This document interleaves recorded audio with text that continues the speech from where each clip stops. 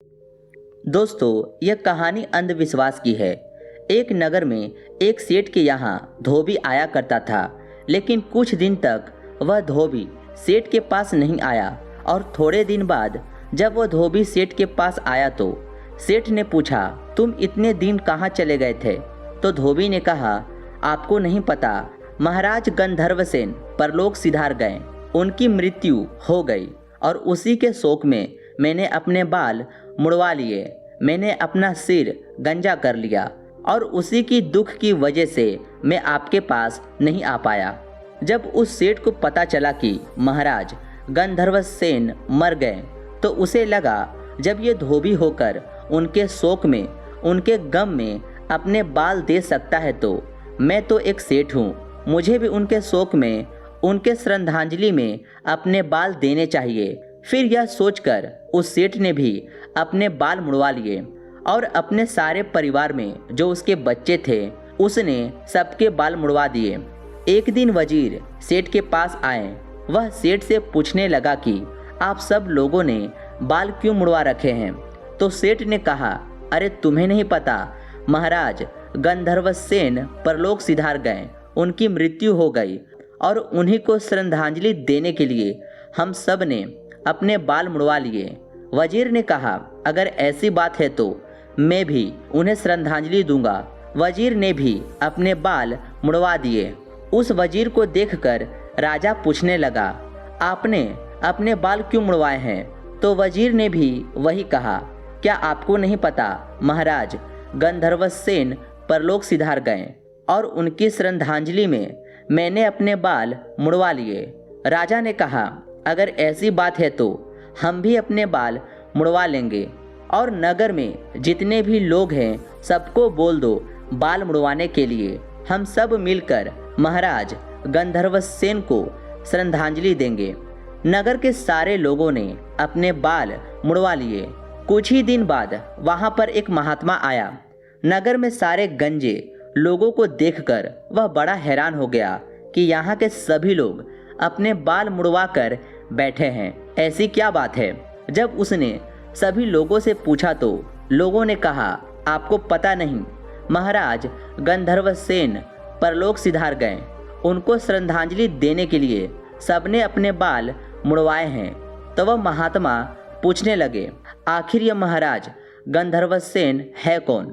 तो नगरवासी कहने लगे, हमें नहीं पता, हमें तो राजा का आदेश आया और हमने बाल मुड़वा लिए। तो महात्मा ने कहा, मुझे राजा के पास लेकर चलो। महात्मा राजा के पास आए।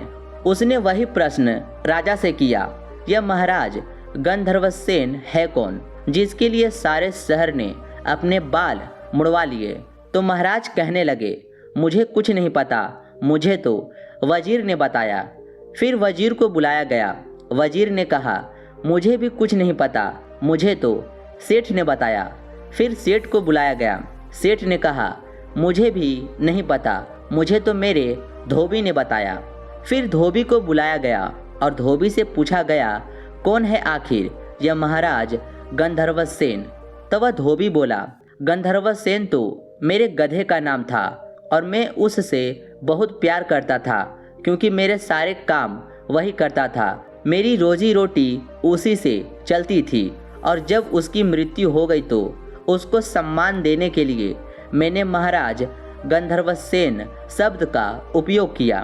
धोबी की उस बात को सुनकर राजा ने, वजीर ने, उस सेठ ने सबने अपना सिर पीट लिया और बोला, हम ना जाने बिना समझे एक दूसरे को अनुसरण करने लगे कि उसने जो किया है मुझे भी वह करना है। दोस्तों, शायद आप सोच रहे होंगे कि यह कहानी तो बहुत पुरानी है, लेकिन नहीं, यह कहानी बिल्कुल नहीं है। यह कहानी आज के समय की है। हम भी यही करते हैं। कोई भी एक इंसान कुछ पागलपन करता है, कुछ अजीब करता है तो उसको देखकर सभी वही करने लग जाते हैं। एक इंसान फटी हुई जीन्स पहनता है तो उसको देखकर लाखों करोड़ों लोग वही फटी जीन्स पहनना शुरू कर देता है। अगर कोई चश्मा उल्टा करके पहनता है तो उसको देखकर पता नहीं कितने लोग उल्टा चश्मा पहनना शुरू कर देते हैं। अगर कोई लड़की छोटे कपड़े पहनती है तो उसको देखकर पता नहीं कितने लड़कियां छोटे कपड़े पहनना चालू कर देते हैं। बिना सोचे समझे उसका मतलब क्या है, उसका परिणाम क्या होगा, ये नहीं सोचते।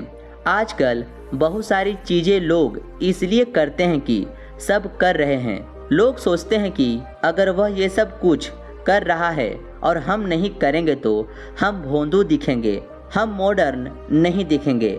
पर सच तो यह है कि हम मॉडर्न बनने के चक्कर में बेवकूफ़ बन जाते हैं, मूर्ख बन जाते हैं। जिन बातों को, जिन कामों को हमें करने की कोई ज़रूरत नहीं, हम वह सिर्फ इसलिए कर जाते हैं क्योंकि सब कर रहे हैं, इसलिए हमें भी करना है। फिर लोग कहते हैं ये तो आजकल का फैशन है, आजकल सभी ऐसा करते हैं। दोस्तों, कुछ भी करने से पहले उस चीज़ के पीछे का कारण या फैक्ट जरूर जानें। जरूरी नहीं कि सब जो कर रहे हैं आप भी भेड़ की चाल की तरह करने लगे।